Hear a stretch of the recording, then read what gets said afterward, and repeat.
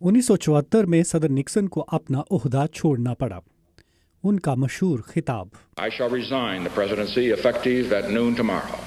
یہ water get building ہے جس میں رونما ہونے والے ایک واقعے کی کوریج سے شروع ہونے والے سکینڈل کے نتیجے میں پہلی اور آخری مرتبہ امریکی تاریخ میں صدر کو اپنے عہدے سے مستعفی ہونا پڑا۔ بعض مبصرین کے مطابق میڈیا جتنا پاورفل آج ہے اس کا کسی حد تک کریڈٹ واٹر گیٹ کو بھی جاتا ہے۔ یہ سکینڈل اتنا اہم تھا کہ آج بھی پاکستان میں ہر بڑے سکینڈل کو، جیسے مہران گیٹ، میمو گیٹ اور اب میڈیا گیٹ، اسی طرح کے ناموں سے تعبیر کیا جاتا ہے۔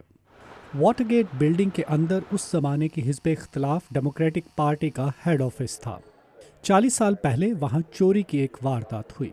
جس دروازے کو کھولا گیا وہ اب یہاں ایک میوزیم میں نمائش کے لیے رکھا گیا ہے۔ واردات کے نتیجے میں جو دروازہ کھلا چھوڑا گیا اور جس کا ایک سیکیورٹی گارڈ کو پتہ چلا، یہ صرف ہوٹل ہی نہیں بلکہ اس سے ایسا اسکینڈل بنا کہ صدر کو اپنا عہدہ چھوڑنا پڑا۔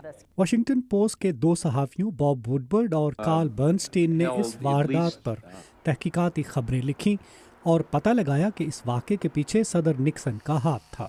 حال ہی میں واشنگٹن کے میوزیم میں باب وڈورڈ نے ان تحقیقات کے بارے میں بات کی۔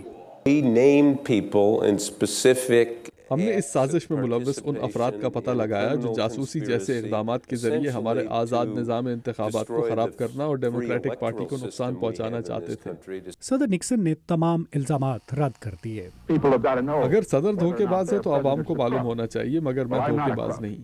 دونوں صحافیوں کی کتاب آل دی پریزیڈنٹس مین پر ہالی ووڈ ایک فلم بھی بنا چکا ہے۔